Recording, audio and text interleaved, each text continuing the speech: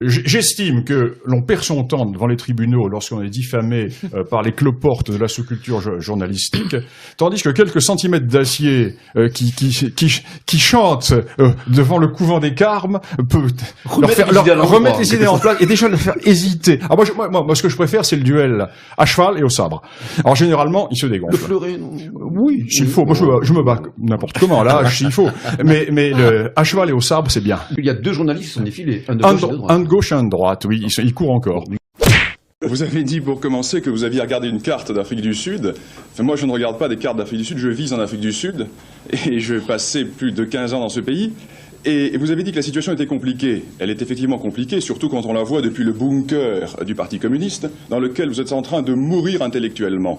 Vous êtes en train d'y mourir intellectuellement car vous n'avez aucune connaissance de la réalité. Comment pourriez-vous l'avoir d'ailleurs, puisque vous n'êtes jamais allé en Afrique du Sud? Premier point. Pourriez-vous me citer 10 villes d'Afrique du Sud, monsieur Sylvestre? Vous en seriez bien incapable. Pourriez-vous me citer 10 ethnies noires d'Afrique du Sud, monsieur Sylvestre? Vous en êtes incapable. Vous nous appliquez toujours votre schéma stalinien, obsolète, dépassé. Le mur de Berlin est tombé, le rideau de fer aussi, mais non pas votre bunker intellectuel. Je vous plains, monsieur Sylvestre. D'ailleurs, monsieur Sylvestre, si vous étiez un homme parfaitement honnête, vous sortiriez un papier, un crayon et vous prendriez des notes. Parce que moi, je vais vous expliquer ce qu'est l'Afrique du Sud. Mais vous savez, effectivement, vous avez l'air de bien connaître l'Afrique du Sud. Je dirais même que vous êtes exactement dans la peau d'un blanc dominateur sud-africain. Vous racontez n'importe quoi. Non, pas du tout, pas du tout. Dans ma province, qui est le Bourbonnais, l'on disait dans le temps menteur comme un arracheur de dents. L'on sait maintenant qu'il faut dire menteur comme un journaliste communiste. Vous êtes un battleur. C'est vous qui avez commencé le buteur. Vous êtes un buteur de la sous-culture médiatique. Et une gigantesque campagne de presse a été lancée. Télévision, radio. J'ai été insulté, j'ai été traîné dans la boue, j'ai été diffamé. On a manifesté à l'université pour demander qu'on me le mette à la porte, etc. Bon, j'ai fait front, bien sûr. Moi, je suis un vieux combattant. J'en ai vu d'autres. Vous savez, quand vous avez été au milieu des émeutes, des émeutes ethniques du Rwanda, et quand au milieu de la nuit, vous vous êtes retrouvé avec la moitié de vos étudiants morts, décapités ou éviscérés, c'est pas une pétition de 55 clampins qui peut vous émouvoir. Deuxièmement, ils sont sur mon terrain. Et là, sur mon terrain, j'accepte tous les défis. Alors justement, vous leur avez lancé un défi. 4 fois. Par l'AFP, communiqué de presse. Et puisque je suis attaqué, eh bien écoutez, banco. 100 balles pour suivre, comme on dirait au poker. Très bien, discutons-en.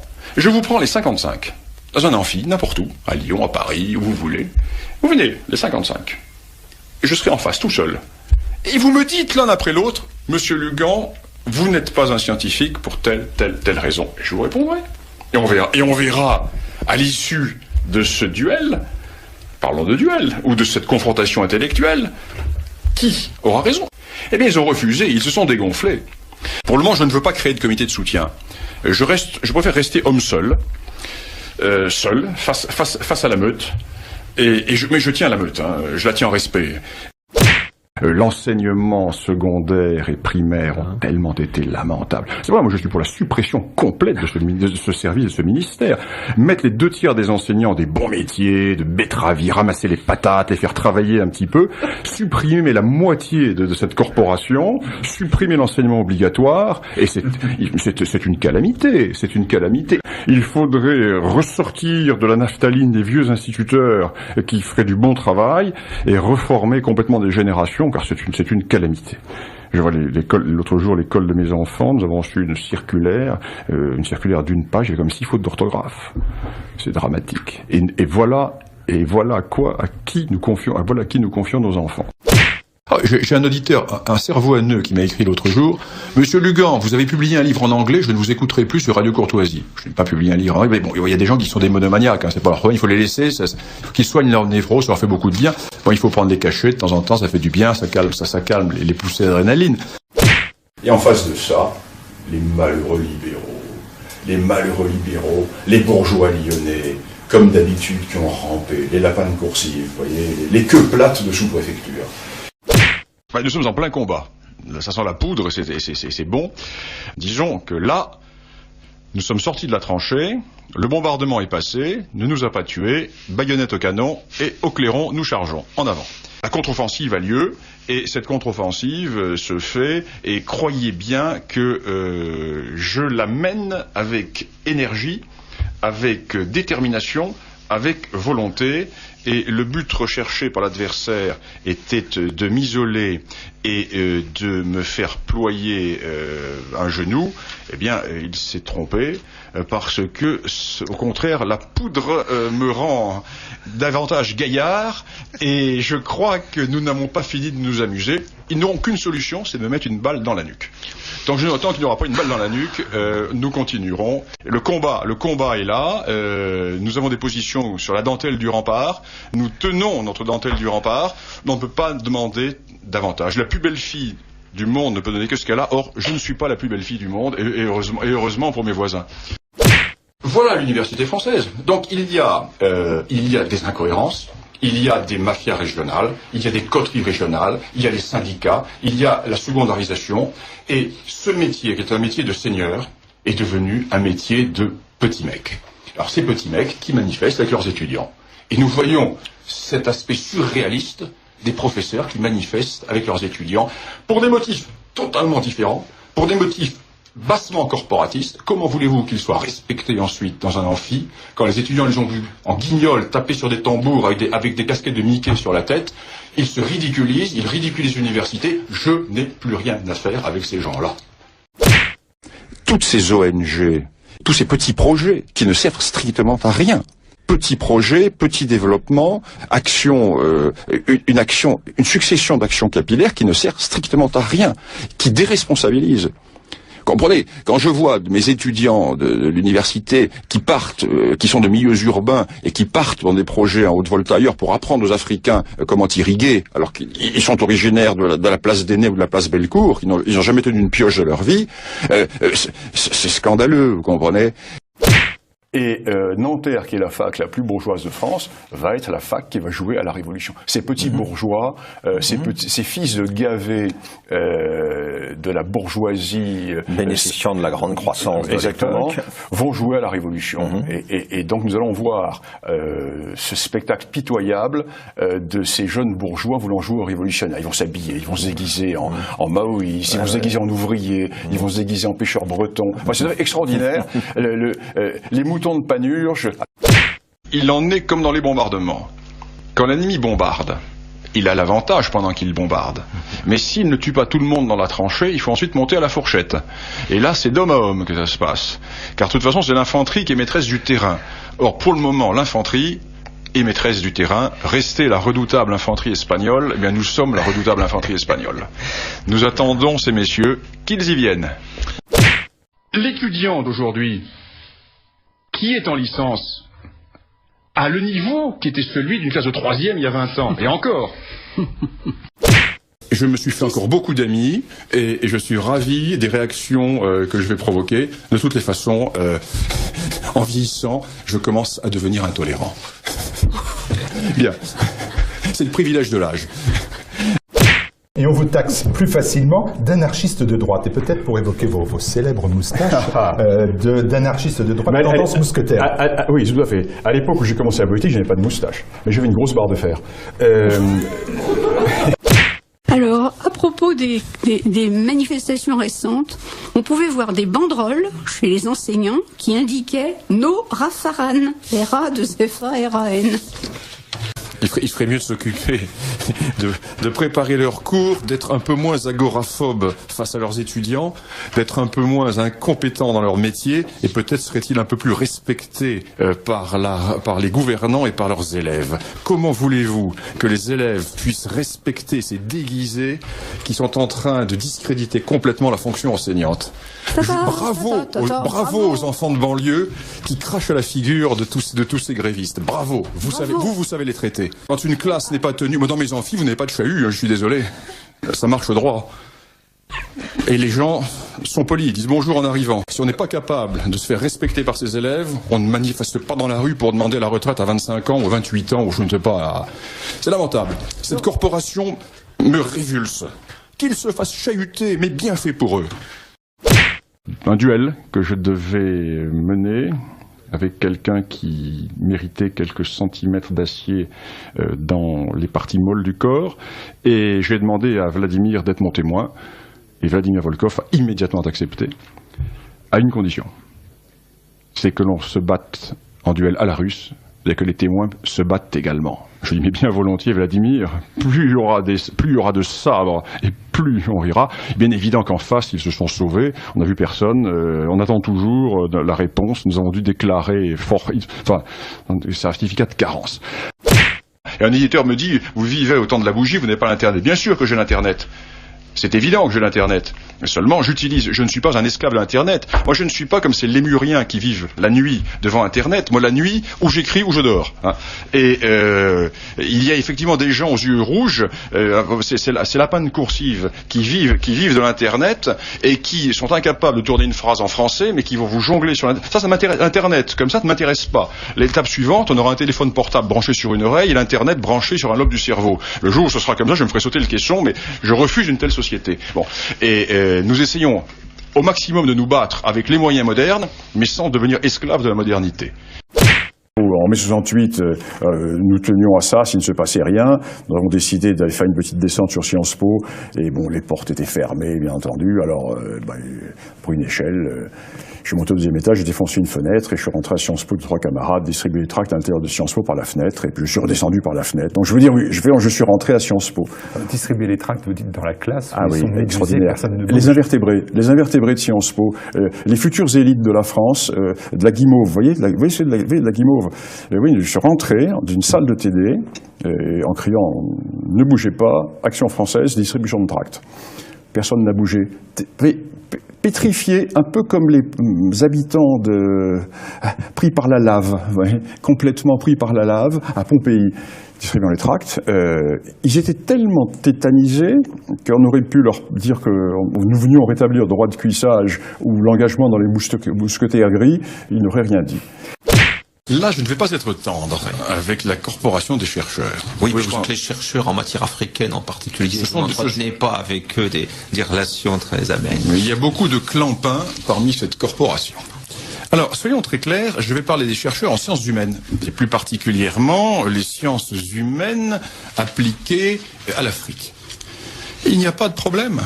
Le problème, c'est qu'il y a 3/4 d'incapables qui n'ont jamais rien publié, qui sont payés pour chercher, qui cherchent mais qui ne trouvent jamais, qui mènent les mêmes recherches et qui sont tous membres des officines trotsko-marxisto-syndicales, qui se cooptent systématiquement, qui phagocytent les instituts de recherche. Alors il y a des gens qui sont des diplodocus marxistes, incapables d'évolution, incapables de se mouvoir, des agoraphobes qui ont été mis dans les centres de recherche parce qu'ils font dans leur culotte quand ils sont en présence d'un amphithéâtre d'étudiants, qui sont incapables de s'exprimer face à une foule, qui ne savent pas parler sans bégayer, qui n'ont jamais rien rédigé, qui n'ont pas été fichus de finir leur thèse. 3/4 de ces gens-là constituent la recherche dans un certain nombre de centres de recherche, notamment africanistes. Ce sont ces cerveaux haineux qui ont découvert que les ethnies ont été créées par la colonisation. Belle recherche, mais crédits qui sont perdus avec ces gens-là. Je peux vous citer 30 ou 40 noms de chercheurs qui ne vont plus depuis 20 ans dans les instituts, qui sont chez eux à être payés pour ne pas publier. Ils sont vautrés sur leurs avantages acquis.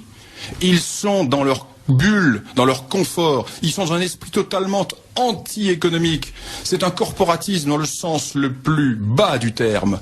Et ces gens-là, qui n'ont jamais rien trouvé, viennent aujourd'hui revendiquer dans le domaine de la recherche. Ce sont des bunkers de l'Albanie de l'époque d'Enver Hoxha. Ces gens-là sont absolument dans un autre monde. Et dans le domaine de la recherche, dans le monde africaniste, ils sont juste bons à faire des pétitions pour dénoncer les collègues qui ne marchent pas dans la ligne. Ce sont des capots, ce sont des commissaires politiques, ce sont bien souvent des gens totalement incapables. Là, mes chers collègues, voilà, vous voilà habillés pour l'hiver, et rendez-vous à bientôt. Un auditeur admiratif. Merci, Monsieur Lugan. C'est un chef d'État comme vous qu'il nous faut pour la France. Ah oui, oh, bah, bravo. Ah bah écoutez, alors là, il manque plus que ça. il faut que les étudiants notent les professeurs. Les professeurs ne veulent pas. Pourquoi? Parce qu'ils ont la trouille, ils sont nuls. Ils sont tellement nuls qu'ils ne veulent pas être notés. Moi, je crains pas d'être noté. Je ne crains pas de noter. Il y aura bien sûr quelques gauchistes qui vont essayer de me saquer, mais ils ont bon sens, les étudiants. Qui craint la notation? Les frileux, les peureux, ceux qui lisent leurs cours, ceux qui sont incapables de tenir un amphi, ceux qui sont incapables de faire un colloque. Alors ça, oui. Alors, on les retrouve dans les syndicats. On les retrouve dans les laboratoires de recherche. Ah, c'est douillé. On n'a pas de contact avec les étudiants. On n'a pas d'amphi à manœuvrer. On risque pas de se faire emporter par une vague contestataire. Et on ne publie rien. Vous êtes comme les cyprès, grands tristes, et vous ne portez pas de fruits, messieurs. Parce que nous eûmes de grands africanistes jusque dans les années 50, 60, et ces africanistes ont disparu, et aujourd'hui nous avons les derniers acteurs des buts témoins de la pensée post-marxiste des années 60. On est bientôt débarrassé. Mais ça vous empêche pas. Ah oui, chaque mauvaise grippe fait avancer la vérité. Ça, c'est clair. Je me mets à la place du malheureux prof du secondaire qui se retrouve dans un collège mosaïque de la banlieue de l'une ou l'autre de nos grandes et belles cités hexagonales et qui va devoir parler de l'esclavage. Mais il est pris en otage. Il va être pris en otage par son auditoire. Il est bien évident que le malheureux va être complètement broyé par son auditoire. Comment voulez-vous vous présenter devant une classe qui attend de dévorer son professeur ? Généralement, ces professeurs ne sont pas bien formés pour ce genre de choses. Là où il faudrait des officiers des affaires indigènes, l'on envoie des PEGC ou des certifiés.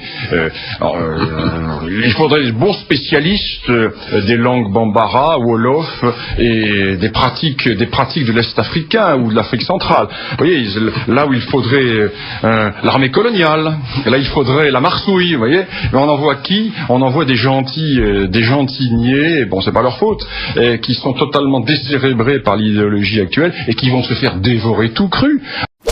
Je vois par exemple mon université à Lyon, qui est mon département d'histoire, qui ne fait que de l'histoire religieuse lyonnaise au XIXe siècle et au XXe siècle, et qui ne va continuer à faire que de ça. Alors je suis désolé, en géographie ils vont étudier le tunnel sous Fourvière et puis les pentes de la Croix-Rousse.